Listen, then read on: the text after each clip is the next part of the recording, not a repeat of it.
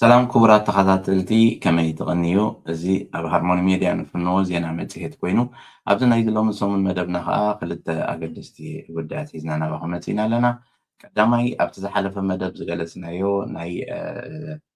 ሽወደን ምስቲ ናይ ኤውሮጳዊ ሕብረት ብሓባር ኮይኖም ኣብ ተግባር ውዒሎሞ ዘለዉ ናይ ኣሳይለም ፓክት ምስኡ ተተሓሒዙ ዝመፀ ጠለባትን ሽወደን ዝገበርዎ ናይ ሎጎ ምቕያር መስርሕን እቲ ሎጎ ንምንታይ ከም ተቐየረ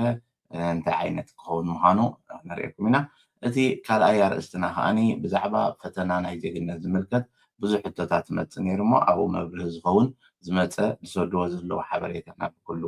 ዜግነት ዝፅበ ዘሎ ሰብ ኣሎ ንዕኡ ምፂና ክነዘራረበሉ ኢና። ኣየናይ እቲ ተባሂሉ ዘሎ እንታይ ዘማልአ እቲ ቋንቋ ዘይምልከቶ ወይ ከዓ እቲ ናይ ሳምሄለ ከዓ እንታይ ዝወድአ እዩ ዝብልካ እሱ እውን ናባኹም ከነብሎ ኢና። በቲ ቀዳማይ ኣርእስቲ ምስ ንጅምር ሜግራሆን ስፈርከት ኣብዚ ዝሓለፈ እዋናት ኣብ ኤውሮጳዊ ሕብረት ዝተወሰነ ናይ ሓባር ናይ ኣሳይለም መስርሕ ኣብ ዝብል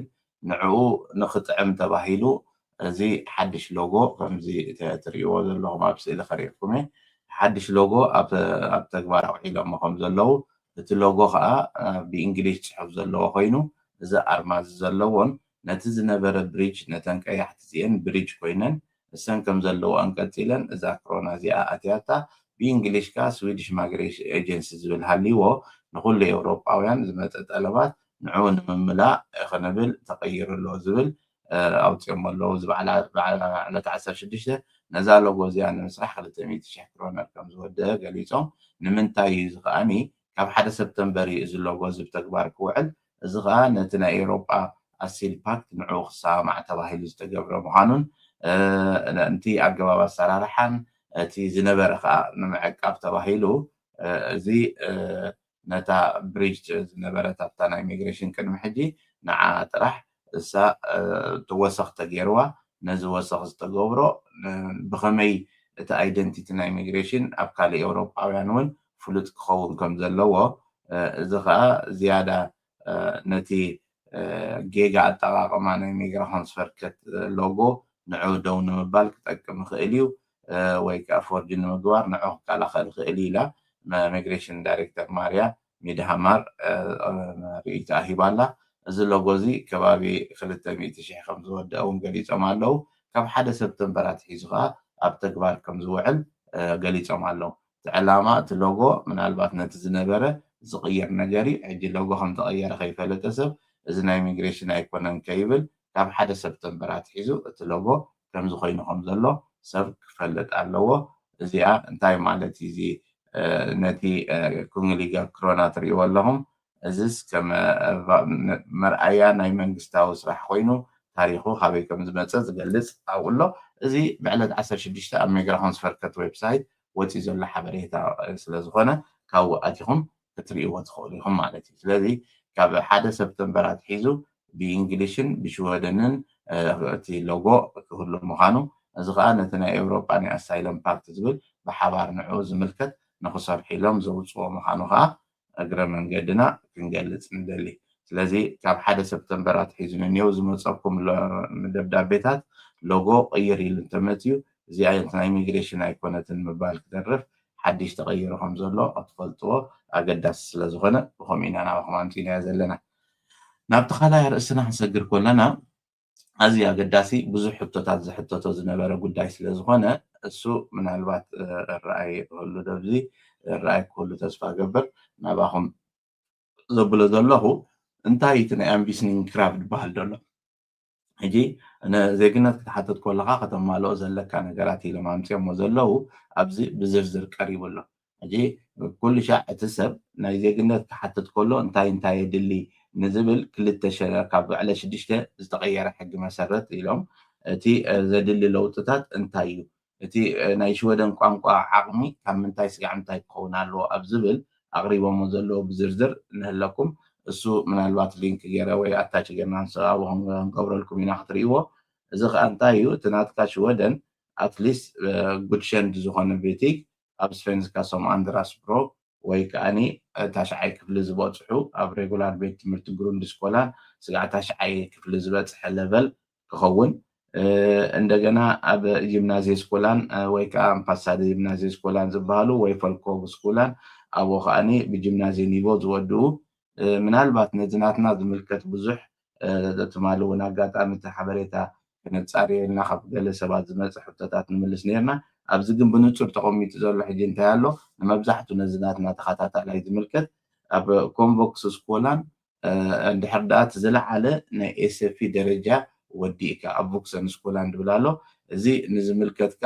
ምናልባት ሓበሬታ ብልክዕ ክበፅሓኩም ምእንቲ እንታይ እቲ ዝለዓለ ናይ ጂምናዚ ዝበሃል እንታይ ኒቮ እዩ ዝብል ዝረኸብናዮ ሓበሬታ ከዓ ብዝናባኹም ከነብሎ ኢና ረኣይዎ እዚ እቲ እንታይ እዩ ኢኖም ኮሚነላ ቮክሰን utbildning för svenska invandrare kurs D SFI ሆግስቲ እቲ ዝወድእ እዩ ኣብዚ እንታይ ዝብል እቲ ክራይተርያ ኣብ ናይ ኮሚናል utbildning svenska för invandrare ሆገስት ጉድሸንት ቤቲክ ኣብቲ ሆገስት ኒቮ እዩ ዝብል ሆገስት ኒቮ ከዓ ዲ እዩ ስለዚ ኣብ ኤስኤፍኢ ዲ ዘለዎ እዚ እቲ ዘድሊ ክራይተርያ ዝብልዎ ኣማሊኡ ኣሎ ማለት እዩ ስለዚ እቲ ናይ ቋንቋ ዝምልከት ኤስኤፍዲ ዝወድኡ ነዚ ኣማሊኦም ኣለዉ ነቲ ክራብ ተሓቲቱ ዘሎ ማለት እዩ በዚ ኣውፅኦሞ ዘለዉ ከነሪአኩም ዝፀናሕና ክራይተርያ ማለት እዩ ስለዚ እንድሕር ዳ እቲ ናይ ቋንቋ ኤስኤፍዲ ዝወድእ ኮይኑ ዘይወድእ ሰብ ተለካ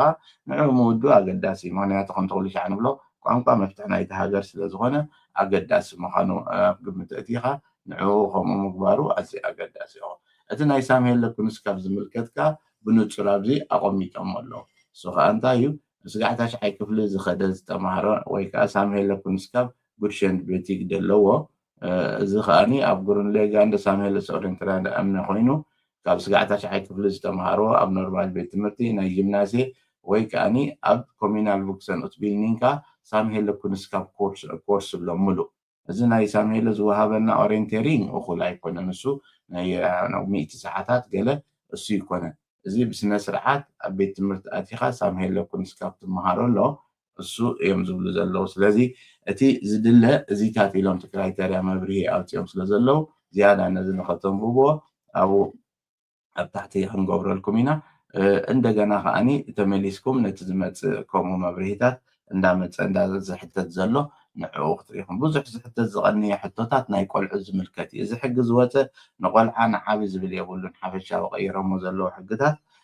ኣሎ ግን ኣብ መጀመርያ ደረጃ ናይቲ ሕጊ ምቕያር ስለ ዘሎ ኣብ ኣተገባብርኡ ወላ ነቶም ሰራሕተኛታት መምርሒ ሓበሬታ ብሕጂ ስለ ዝወሃቦም ውዱእ ኮይኑ ብኣጋ እዚዩ እዚዩ ትብሎ ነገር ኣይኮነን ስለዚ ኣብ ገለገሊኡ ቁርብ ትዕግስቲ ከድልዩ ከከም ዝመፀ ግን ኣብ ኣተገባብርኡ እንታይ እዩ ብኸመይ ክትግበር እንታይ እዮም ዝብሉ ዘለዉ መብርሂ በብዝመፀ ናባኹም ከም ጌርና ከነምፅኦ ክንፍትን ኢና እቲ ስጋዕ ዝኾነ ዝኸውን ግን ወል እቲ ቋንቋ ምፍላጡ ፅቡቅ እዩ እቲ ናይቲ ዓዲ ሕጊ እቲ ዝኸይድ ዘሎ ምፍላጡ ፅቡቅ እዩ ብዓብይኻ ከም ተደጋጊምና ድበልናዮ ብቐፃሊ ብፆትና ኣብ ሃርሞኒ ሜድያ መሓሪ ደጀን ካልኦት ኩላቶም ዳንኤል የቕርብዎ ኣሎ ይቐኒዮም እዮም እዚ ናይ ፖለቲካ ናይ ሃገር ከመይ እንዳተቐየረ ከይዳ ኣሎ ምርጫ ምስታፍ ማለት እንታይ ማለት እዩ ዘይምስታፍ ከ እንታይ እንዳቐየረ ከይዳ ኣሎ ብዛ ሃገር ስለዚ ኣብቲ ነብሮ ሃገር እቲ ዘለካ ዕድላት ተጠቂምካ ምምራፅን እቲ ድምፅካ ስሚዕካ ነቲ ፖለቲካ ናይቲ ሃገር በብታዓቕምካ ክትፀልዎ ኣገዳሲ ስለዝኾነ ኩሉ እዚ ምቅያራት ዝመፅእ ዘሎ ብድሕሪኡ ከም ዝንረኣይ ዘሎ እቲ ወፃእተኛታት ምፅላእ ገለ ኖርማላይዝ እንዳገበርዎ ይኸዱ ስለ ዘለዉ ሕግታት እንዳተረረ ከይድ ስለ ዘሎ ነዚታት ክትቅይር ምስቲ ወፃእተኛ ዝሓሸ ኣረኣእያ ዘለዎም ሰልፍታት ኣየኖት እዮም ብኸመይ ኣገባብ ክትከይድ ትኽእል ኣብ ዝነበረና ሕቶን መልስን መደብ ሓደ ካብቶም ተሳተፍቲ ዝሓተተና ሶሻል ዲሞክራት መርፅ ኣለኹ ኢሉ ቅድሚ ሕጂ ንኤስዲ መሪፀ ኢሉ ሓበሬታ ምዝሃበና ደይስኻ ዳኣ መለኪሙና ንብል ነርና እሞ ሕጂ ከዓኒ ነቲ ንመርፆ ብግቡእ ፈሊጥና ክንከይድ ኩሉ ዝወሃብ ዘሎ ሓበሬታታት ሪኢኹም እተን ውድባት ሰልፍታት ገለ ከምኡ ካልኦት እውን ኣለዉ ሕጉፀት ዝህቡ ዘለዉ ሓበሬታ ኩሉ ሸዓብቲ ናይ ፖለቲካዊ ኣሰራርሓ ኤርትራውያን እውን ኣብ ፖለቲካ ኣትዮም ዝወዳደሩ ዘለዉ ኣለዉ ኣብኡ ኣትዮም ኣብ ዝተፈላለየ ሰልፍታት ኣለዉ ስለዚ ነዚ እውን ነቲ ዝህብዎ ዘለዉ ርእቶታት ብቐረባ ተኸታቲልካ ኣብ ረብሓኻ ምውዓልን ነቲ ምርጫ ከዓ ኣካል ናይቲ ትነብሮ ዘለካ ሕብረተሰብ ምዃን እቲ ዝወሓደ ነገር ስለ ዝኾነ እሱ ዘይምዃን ዘስዕቦ ዘሎ ነገራት ከዓ ይበዝሕ ስለ ዘሎ በዚ መንገዲ ተረኣናዮ ፅቡቅ እንዳበልኩ ናይ ሎማዓንቲ መደብ ኣብዚ ክዛዝመ ኣብ ቀፃሊ ብተመሳሳሊ ትሕዝቶ ስጋዕ ንራኸብ ሰላም